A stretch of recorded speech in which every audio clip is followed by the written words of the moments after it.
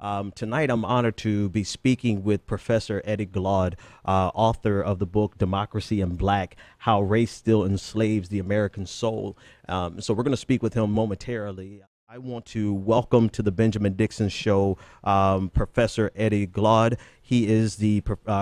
First of all, a graduate of Morehouse College. He holds a master's degree in African American Studies. He holds a master's degree from Princeton University, holds a PhD from Princeton University. He's a founding member and senior fellow at the Jamestown Project. I love the fact that he is from Moss Point, Mississippi.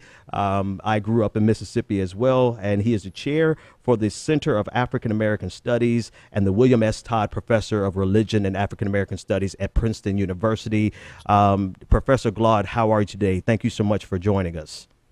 My pleasure. I'm doing well. I'm happy. I'm delighted to be on the show with you.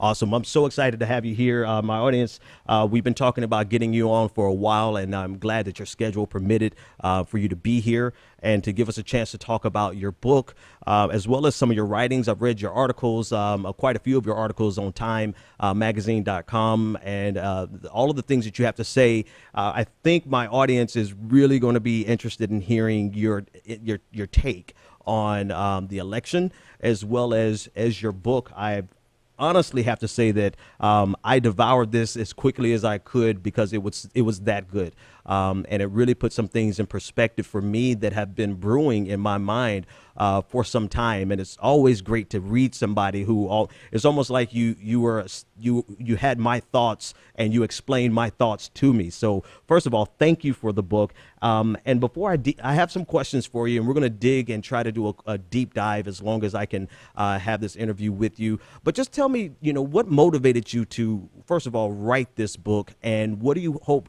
the outcome of this book will be? Well, what motivated me to write the book was all of this talk about economic recovery, Hmm. that we had turned a corner from the recession of 2008. And when I was looking at all the statistical data in our communities and in my family, I was noticing that people were still struggling, that our communities were in crisis. Hmm. Uh, and part of what I was trying to do is to account for this, right? If you 240,000 homes lost as a result of the collapse of the housing market.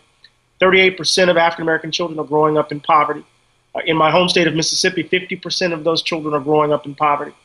You see more and more families, uh, young families, in a downward spiral. Black community, right? What I'm talking about, and I just simply said, there's something fundamental here about this, that black suffering is invisible, and we have to tell a story about that invisibility, right, and try to give an account for it, because it was happening on the watch of the first black president. Yeah. And then you combine that with all of the grieving, this sickening public ritual of black love, of black folk grieving the death of their children at the hands of police. And so I decided to write Democracy in Black, saying that we needed to do something dramatic, something bold, to change the course of the nation, to stand in the tradition, the black radical tradition, out of which I come, and that can fundamentally transform the nation. So that was the motivation. Awesome.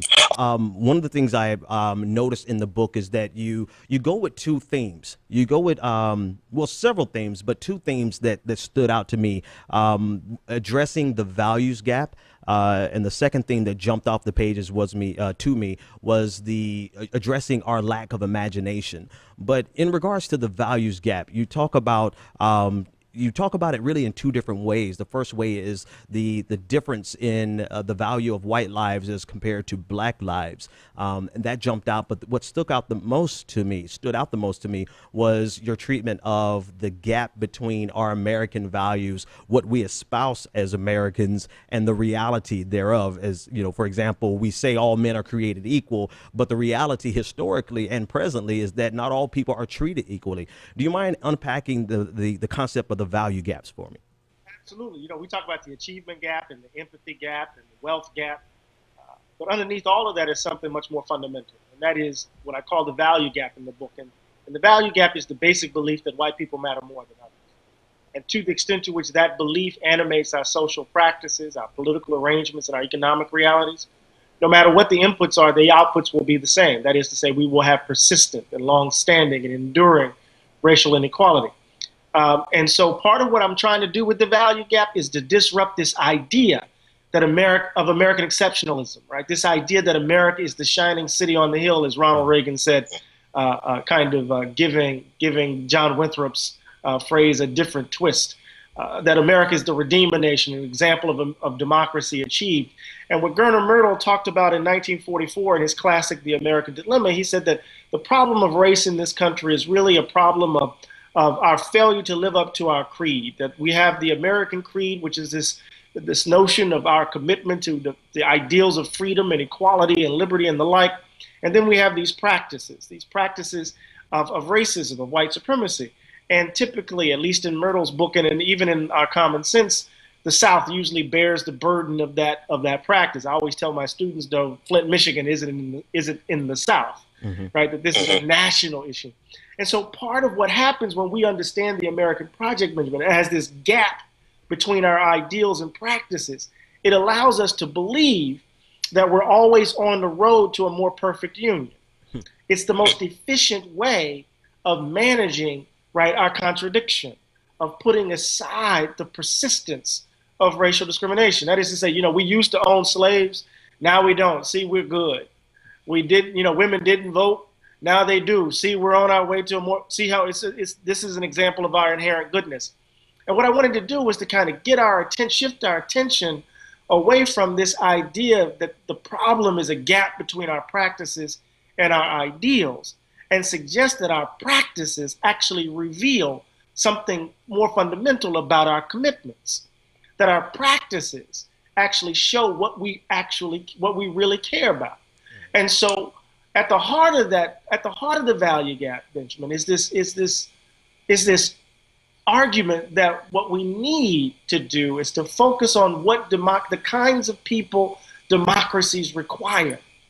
And what the value gap does, it allows people, when people are committed to the belief that white people are valued more than others, right? It enables people to undermine the basic principles of democracy because they're willing to throw it away in an effort to maintain, right? To maintain the privilege of being white. And so I wanted to say that the value gap is fundamental. It gets us out of the circuitry of American exceptionalism and gets us into this much more, I think, rich space of asking what kind of people are we? Who are we? And what do democracies require of us, right? And how might we become the kinds of people that democracies require so that we can create a society with a robust conception of the public good in which people can be extended dignity and standing and not only can dream dreams, but can make those dreams a reality.